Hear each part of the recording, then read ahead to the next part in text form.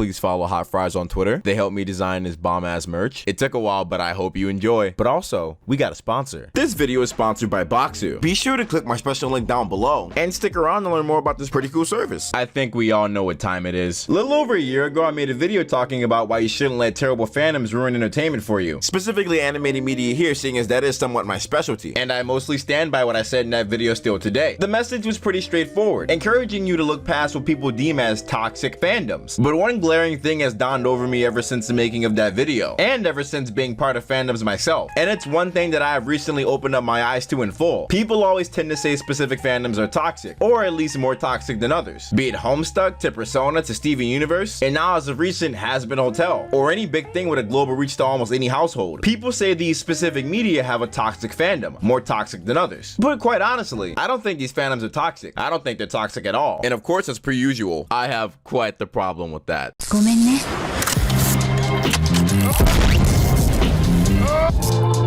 And on the wings of love. And on the Also, sorry this took so long. I'm kind of enrolled in school now. Now, what does it mean when you're referring to a fandom being toxic? Well, they could mean a multitude of things, and it's probably best to pinpoint those exact things for future reference. The said toxicity could come from instances of terrible mob fan on fan hate, fandom hate directed towards a creator, or just general degeneracy. And when people see these obviously loudly blasted situations, they see it as a reflection of the fandom of these shows as a whole. MHA fandom? We're disgusting. You see the nitpicky tweets about animation from people who know nothing about animation and how bitch-made and weird the fandom is? You like Steven Universe? Yeesh, you heard about how bad that fandom is? JoJo fan? Point is, people typically think specific fandoms as a whole are toxic because of these legendarily terrible instances. But like I said before, they simply aren't toxic. It's these outliers in the fandom that are. If you really think about it, toxicity exists and seeps everywhere people can communicate and share their own special opinions or just generally interact. You kinda can't escape shitty people, and they'll literally be everywhere until the end of time. It's a fruitless venture looking for the one magical fandom that has nothing wrong with it and no toxic people. And I also know most people know this. Like my friend Leia says here, toxic people exist in every workplace, internet space, etc. Stop using shady people as an excuse to go after and talk down on people who are part of a certain fandom. And what she's saying is absolutely true. Quite honestly, there are shitty people everywhere on any platform. And the fact that the internet adds a thick veil of privacy, said people will definitely be a little more bold than they would be in real life. You know, I hate to pull the "you wouldn't say that shit to my face" card, but in this context, that really does hold truth. For example, just look at what recently happened with the creator of My Hero being harassed by shitty people to make some of the characters gay in order to validate their gay ships in the name of representation. People will look at that and go, see, this is why we don't fuck with the My Hero fans, because they're crazy. But a lot of My Hero fans, including me, would denounce that shit to the absolute depths of hell. We don't fuck with that. Any normal nigga wouldn't. You don't do that. No bueno. I don't see how any normal person would be fine with that. No one's going to be okay with crazy and unwarranted targeted harassment. Those harassing him are only doing it because they know they can get away with it due to the nature of the internet. And it, by all means, is very annoying. People tend to talk about how that one clan shipper tried to hold information hostage in order to get clans to be real. As a lot of you niggas know, I am a thoroughly avid clans fan, but I would never pull any shit like this. And neither would my friends who are clan shippers, neither would anyone with common sense. It's not the wave, it is not normal. But shit like that is why people think that the Voltron fandom is toxic. I brought it up as a joke earlier, but the same applies to the JoJo fandom. People will always make fun of JoJo fans for liking and watching JoJo, because of the weird JoJo fans that like to shove it up into people who don't watch JoJo's faces. But for as much as you can make fun of those people for doing that, that happens in every fandom. People make fun of Persona, Dragon Ball, and Demon Slayer fans for not watching anything but Persona, Dragon Ball, and Demon Slayer. And while in most cases it is a joke, some people genuinely believe that these people are bad. Some people think that because of a few deplorable instances, that speaks for the whole fandom, or at least we're supposed to think that they do. Using an instance highlighting a few bad apples and using that as a reflection for the whole, putting the whole fandom at fault for that, I don't really think that's fair. And it's almost like the assumption's on purpose. I'm saying it is. I'm saying it very much is on purpose.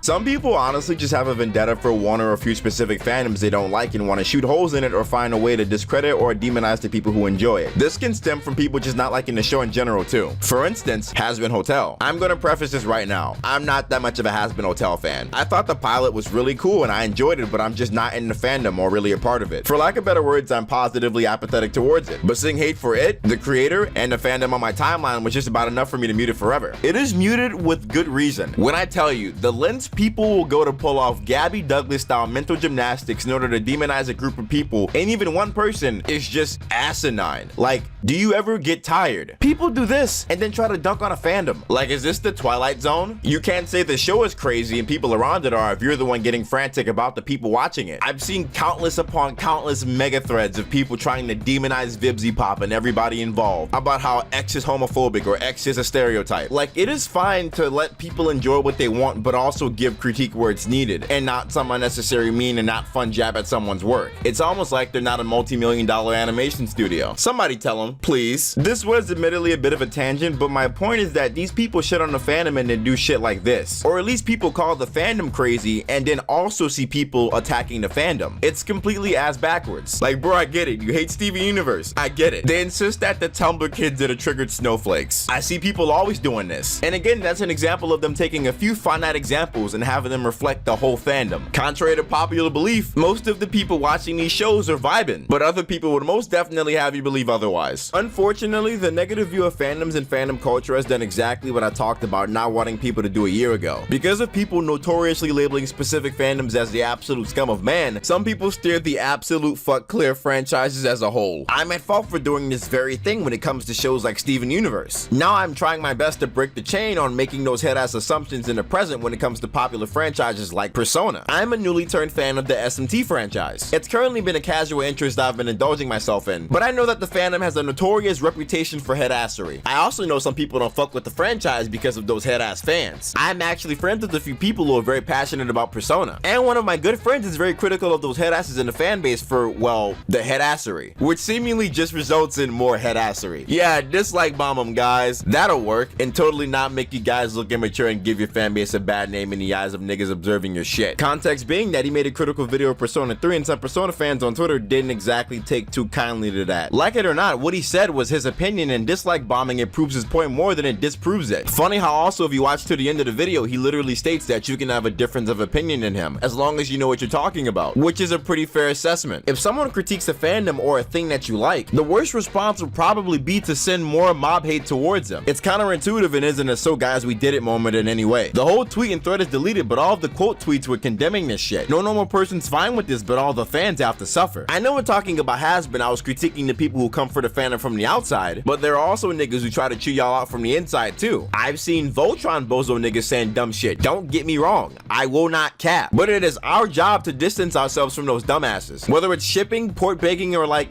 anything annoying under the sun, we all see it. But there are those who overstep their boundaries and make a bad name for niggas who are just trying to vibe. Internet culture as a whole is kind of responsible for giving certain fandoms a bad rep. A good example I can say, for instance, is, well, K-pop stans. For the most part, from a general standpoint, K-pop stans get a horrible rep because of the horrible things that people in that community have done. And me saying this as an outsider, sadly, I've let it taint my view of the whole K-pop community for a while. I wanted nothing to do with it. But fortunately, I have a few friends who are into K-pop, and one that seemingly runs one of those stan accounts. Granted, they're all well documented and opinionated videos that talk about the loud minority that gives the whole fandom a bad rep. The majority are just casual listeners who don't indulge themselves in the toxic behavior we always see highlighted. Without the knowledge that they're just well-adjusted normal human beings, and without the many K-pop stans apologizing on behalf of the shitty ones, I think they were just a crazy hive mind. But they're not. All we might see are the semi-annoying fan cams and random replies, but that's just what goes viral for the eyes of the outsiders. Since said fandom has become a punching bag for the outsiders of the community, people look for any way to demonize the group and take them down as a collective, when truth be told, like I said, they aren't a hive mind. Another great example of this will be the furry fandom. We give the furry fandom so much shit for generally deplorable things that people in said fandom also denounce. Them and all the tame, normal, and well-adjusted welcoming individuals are what makes the community fun. They make the community welcoming for people to join in on. But because they're generally seen as weird, it's just admittedly an easy dunk in any situation. If you argue with the furry on Twitter, all you'd have to respond with to win in the eyes of the public is just to point out that they're a furry. That's just how bad people generally see the fandom from an outsider perspective. And again, until I met people in said fandom and got to know them, I was just as ignorant. The furry fandom isn't toxic. It can apply to any fandom on any planet. The fucked up people in that community aren't the furry furries. Though some of those fucked up people may reside in the community, that is not to say that the whole community is a reflection of them. For as abnormal as you think the community is, take a step back and look around. None of this shit is normal. And these dumb assumptions aren't just for the furry fandom. Some people assume almost every anime fan is a pedophile, every furry is a zoophile, or every stan is just crazy. But that's simply not the case. Even the people who assume these things know to a degree that that's just not the case. But they simply just don't care enough to go past the bare minimum. They're content with what internet culture has taught them, which really is only a one-sided and closed-minded view of things. No select fandoms are toxic, and no fandoms are toxic by nature. And as such, no matter how much someone wants to tell you, and no matter how much you might believe it, your favorite fandom isn't toxic. I think a good way to sum this video up is with the quote I found on a Steven Universe subreddit. When referring to the question of if the Steven Universe fandom is toxic, they said this: "I don't believe it is. I believe there are a few very vocal people who love to stir the shit within a group, and with any group, the bigger it gets, the more these bad apples will eventually show up. When people on the outside look in, they're often drawn to these loud examples of representation, which often portray their group in a very negative light. And honestly, for someone who's not already invested in a group, it's just a lot easier to look at these examples, denounce the group, and get on with their lives. Either that or join the hate train against the group, because people sure do love the bandwagon, especially when it comes to hate." Funny enough, when teasing this video, a lot of people were thinking I was going to talk about how toxic a fandom is, rather than the exact opposite. Hopefully this alters your thinking when people talk about what are deemed as toxic fandoms. Be proud of what you like, because at the end of the day, who wouldn't want to talk with like-minded people that have similar interests? So, do that.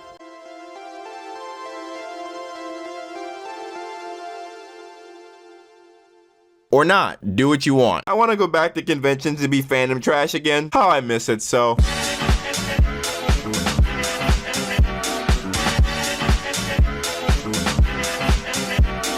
I know this video took a while, but I'd like to thank you all for being very patient with me considering my headassery, and I hope you enjoyed. I'd like to spit some good shit to the anime fans that a part of this video is directed towards. That and hungry niggas, because everybody gets fucking hungry.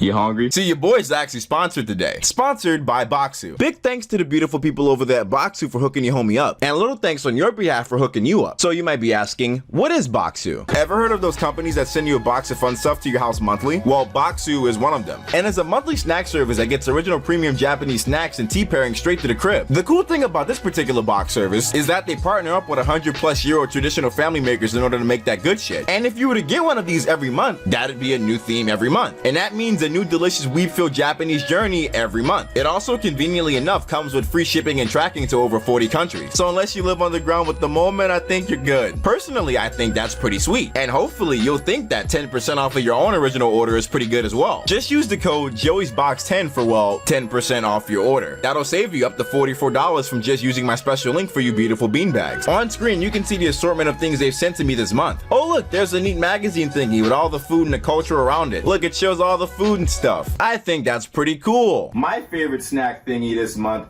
is the rice cakes. I ate all these in like 5 seconds. I also like these potato fry thingies. They got like a little like pickle thing. They taste like pickleish, but like they're good. This is some form of cookie, some sort of thing. Yeah, some form of little delicacy.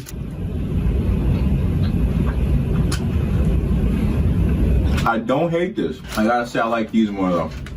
I like these more. But if you want to watch like a weeb and eat like one too, use my link in the description and again my code Joey'sBox10 for 10% off of your order. Hope you have fun eating, cause I'm definitely sure that I did. Meet me in the back when you find out why I'm fine. Somebody else last Wednesday night. Something you sit now, stand now. The rose come out of my head. Beat like attention.